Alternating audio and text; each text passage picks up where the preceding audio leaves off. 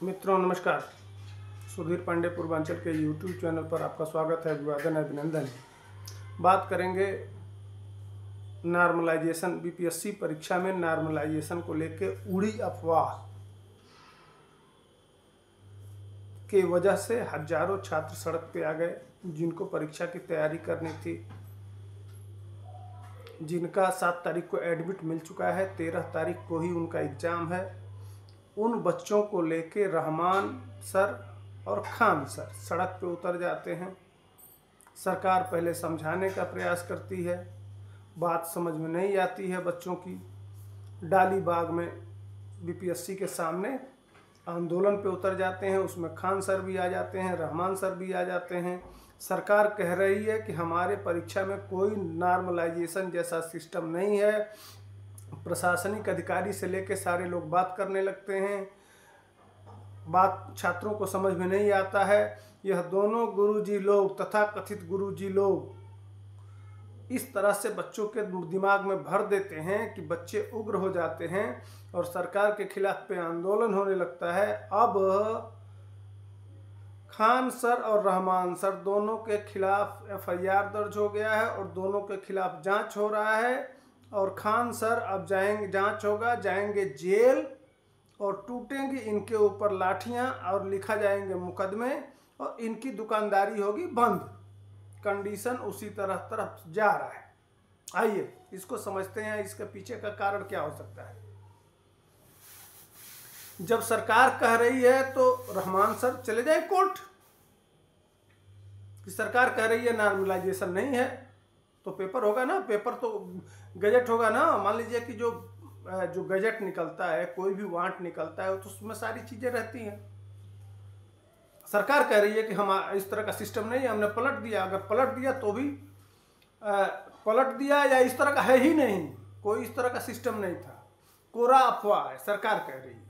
और ये लोग कह रहे हैं नहीं नॉर्मलाइजेशन लागू होगा, और सरकार कह रही है नहीं, यह जानबूझ के सुनियोजित ढंग से छात्रों को उतारा गया सरकार के खिलाफ अभियान के तहत। इसमें कुछ बातें ऐसी आ रही हैं कि यह छुपा हुआ एजेंडा है, जानबूझ के।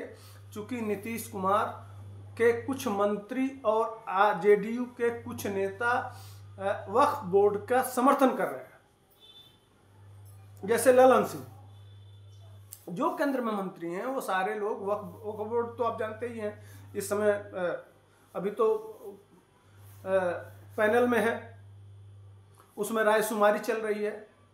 जो जेपीसी होती है, जेपीसी में पड़ा हुआ है वो। लेकिन प्रधानमंत्री से लेके और सारे देश के बाकी नेता लोग कह चुके हैं कि वक्फ बोर्ड संशोधन बिल आना ही आना है, और लास्ट में इसी शीतकालीन सत्र के लास्ट में आएगा। यह सारी तैयारी चल रही है। वक्फ बोर्ड के बारे में डिटेल आपको समझना है। पूरे देश के मुल्ला मौलाना जितने हैं, जितने लोग हैं, वो लोग विरोध कर रहे हैं। तो उसमें जो समुदाय विशेष का इंटेलेक्चुअल वर्ग है, वह सीधे फ्रंट पे नहीं आ रहा है। तो अपना एजेंडा परोक्ष रूप से किस तरह से मदद किया जाए, तो जिनके पास जो हथियार है उस हथियार का प्रयोग कर रहे हैं। तो उसी हथियार के प्रयोग में रहमान सर और खान सर छात्रों को लेके सरकार को भड़काने, सरकार के खिलाफ भड़काने के लिए सारा कुचक्र रचे हैं। नहीं तो छात्रों को इस तरह से, जिनकी परीक्षा है 13 तारीख को ही, उनको लेके सड़क पर उतरने की क्या जरूरत थी।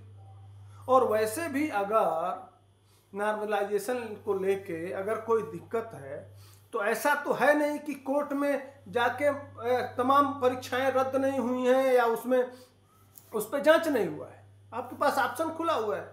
अरे पटना में हाई कोर्ट है, आप डालीबाग न जाके पटना हाई कोर्ट चले गए होते, सरकार स्टे ले लिए होते। यह तो नहीं है कि खान सर के पास पैसा नहीं है, रहमान सर के पास पैसा नहीं है। बच्चों से 100-100 रुपया चंदा ले ले तो आप जितने बच्चे थे, आप साल भर लड़ने के लिए फीस हो जाएगा आपके पास।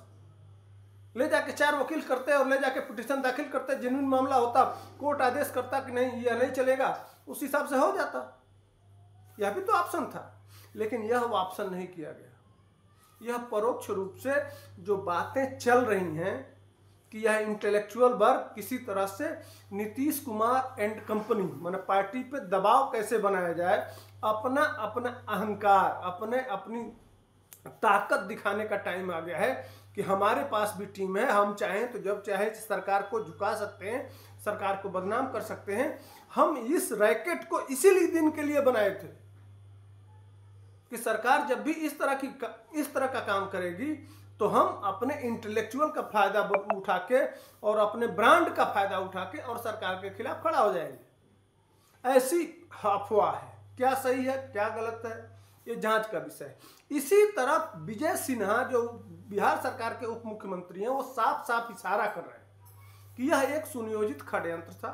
यह दोनों खान सर रहमान सर के नाम से जो गैंग है, ये गैंग लोग जानबूझ के उस वक्फ बोर्ड बिल के वजह से वो अंदर खाने, इसको अल तकिया बोलते हैं माने इस्लाम के हिसाब से, कि जो ओरिजिनल चीज है उसको छुपा लिया जाए और दूसरे एजेंडे को पुशअप किया जाए। इस तरह से यह करवाने का प्रयास किया गया है दोनों लोगों के तरफ से। ऐसी चर्चा चल रही है बुद्धिजीवी वर्ग में, जो थिंकर है। देखिए, नॉर्मल लोग तो सीधे मुद्दे को सुने, भड़क गए, चल दिए, लेकिन जो थिंक टैंक होता है वो बड़ी बारीकी से दिखाना कुछ और होता है, करना कुछ और होता है। और जो बड़े राजनेता होते हैं और बड़े अधिकारी होते हैं, उस मैसेज को पढ़ लेते हैं, वो जान लेते हैं, समझ लेते हैं कि यह कहना क्या चाहते हैं और इशारे से किधर ले जाना चाहते हैं, इनका मैसेजिंग क्या है।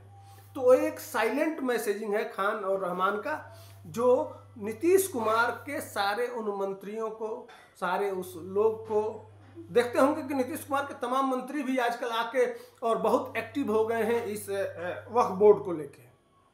लेकिन यह चर्चा का विषय बना हुआ है। आप देखे होंगे कि दो ही लोग मुख्य आधार हैं भारत सरकार के, एक तो नीतीश कुमार हैं, उधर वेंकैया नायडू जी हैं, वेंकैया नायडू कह रहे हैं, क्षमा चाह रहे हैं। तो आंध्र प्रदेश के मुख्यमंत्री की जो टीम है, तो उन्होंने वक्फ बोर्ड कैंसिल कर दिया है। ऑलरेडी आंध्र प्रदेश ने वक्फ बोर्ड को खारिज कर दिया है, तो वहां से कुछ हेल्प नहीं मिल रहा है। तो अब बचा कौन? तो बचे हैं नीतीश कुमार। अब नीतीश कुमार पर बहुत ज्यादा दबाव है, तो वो जो जिनके पास जो संसाधन हैं, जो तरीके हैं, वो सारे तरीके एक एक करके आजमाए जा रहे हैं। नीतीश कुमार हमेशा बीच का रास्ता ही लेके चलते हैं। तो ये उसका एक संजोग नहीं है, एक प्रयोग कहिए। मतलब लोग कह रहे हैं, मेरे पास कोई एविडेंस नहीं है, मैं इसको प्रूफ नहीं कर रहा हूं, लेकिन आम चर्चा कि इसका यह कारण क्यों हुआ, ऐसा सोच क्यों रहे हैं? इसलिए कि सरकार अगर कह रही है कि नॉर्मलाइजेशन का कोई सिस्टम ही नहीं है, अगर सिस्टम नहीं है तो अचानक इतना आंदोलन क्यों? ठीक। और यह अफवाह कहीं ना कहीं इन खान और रहमान का जो कोचिंग सेंटर है वहां से शुरुआत हुआ, जड़ उसका रूट वहां से निकलता है। इसलिए लोगों के मन मस्तिष्क में यह विश्वास बैठ रहा है कि हो न हो इस चीज को, यह चीज हो सकती है, इसको अन्यथा नकारा नहीं जा सकता है। जांच का विषय है। उसी तरफ विजय सिन्हा बहुत गुस्से में हैं। आज उन्होंने बहुत अच्छी तरह से कहा, डेट भी बताया कि हमने बल्कि सितंबर में 23 सितंबर के आसपास हमने पॉइंट निकाला, परीक्षा डेट था उसको भी बढ़ाया। अब सब कुछ छात्रों को, छात्र हमारे अपने हैं, लेकिन ये भड़का के और हम लोगों के खिलाफ ले जाना चाहते हैं। इनका मकसद अलग है, इनका उद्देश्य अलग है, वो सीधे नहीं कर रहे हैं, लेकिन उसी तरफ इशारा उनका है कि जानबूझ के सरकार के खिलाफ, जो सही बात नहीं है, अफवाह के आधार पर इस चीज को किया गया है। अब तक आंदोलनों में खान सर दिखाई नहीं देते थे। एक चीज और बता दूं, छात्रों को लेके बहुत सारे आंदोलन हुए हैं, लेकिन कभी खान छात्रों के बीच में नहीं गए। अचानक इस बार जो परीक्षा है, इसी में क्यों? मुद्दे तो बहुत रहे हैं, मुद्दे बहुत रहे हैं, तो क्या कोई अंतर्राष्ट्रीय पैसे माल पानी भी मिला हो सकता है, कुछ भी हो सकता है कि पहले नहीं गए। अगर आप छात्र मान लीजिए कोचिंग करते हैं, ठीक है, तो छात्रों के हर समस्या, एक समस्या नहीं ना है, बीपीएससी के टीचर की भर्ती थी, उसमें समस्या आई थी, उसमें भी आंदोलन हुआ था। उसके पहले भी पुलिस भर्ती हुआ था जो कैंसिल हुआ था, उसमें भी आंदोलन हुआ था। तमाम 6-7 आंदोलन हुए थे, उसमें तो आप दिखाई नहीं दिए। अचानक इसी नॉर्मलाइजेशन को लेके जो बहुत छोटा मुद्दा है उसको लेके आप सड़क पे उतर जाते हैं, तो शक तो गहरा होता है। कहीं न कहीं चिंता का विषय तो है कि राज क्या है, इसमें छुपा क्या है।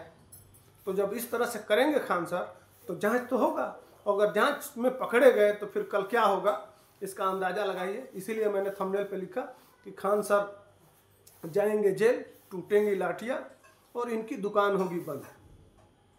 तो देखिए सरकार इसी तरह बढ़ रही है, इसी तरह के मैसेजिंग आ रहे हैं, इसी तरह के संदेश आ रहे हैं। तो आगे क्या होता है जांच में जो निकल के आएगा वो हम आपके सामने प्रस्तुत करते रहेंगे एक एक विषय को।